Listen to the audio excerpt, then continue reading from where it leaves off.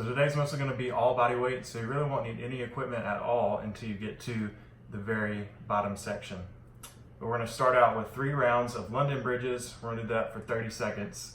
And then we're going to do bird dogs, and we're going to do 5 on each side, but we're going to have a 10-second hold at the top. So we'll go over all that. And then we've got 3 rounds of air squats for 30 seconds, just as many as you got.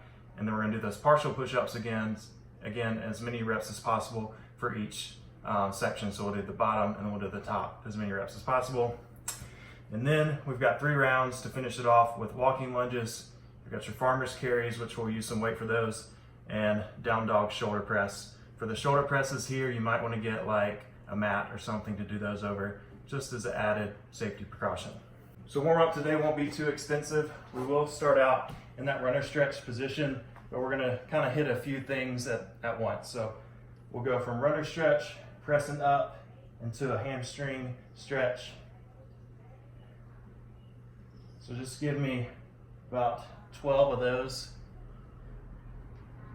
And then we're going to go underneath. We're going to open up away from the knee for 10. Reaching under and then opening up away. Follow it with your eyes. We'll do 10 on each side. From there, we're going to go straight into the London bridges. So we're going to start in the seated position with the hands back. We're going to bridge up. And we're going to kick out. We're just going to do this for 30 seconds.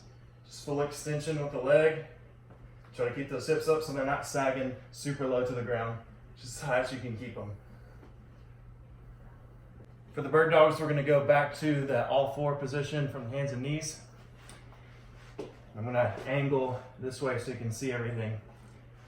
So we're not going to move anything in this trunk, in the core. The only thing that's going to be moving is one hand and one leg at a time. So opposite hand and opposite leg are extending fully. I'm driving that heel back behind me. I'm extending my hand directly in front of me, trying to get as straight as possible. And with this hand on the floor, I'm pressing through the ground, firm. So if you're doing these correctly, you should be shaking a little bit and start to sweat after a little while. We're just going to do a 10-second hold. And then the other side, not moving anything in the midsection.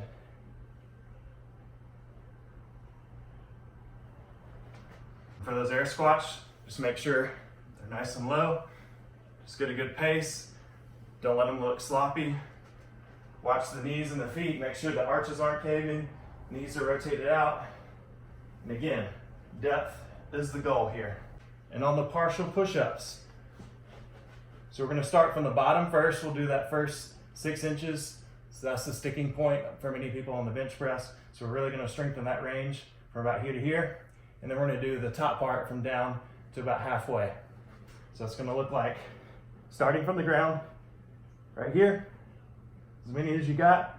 It's almost like you're cheating because you're not getting full extension.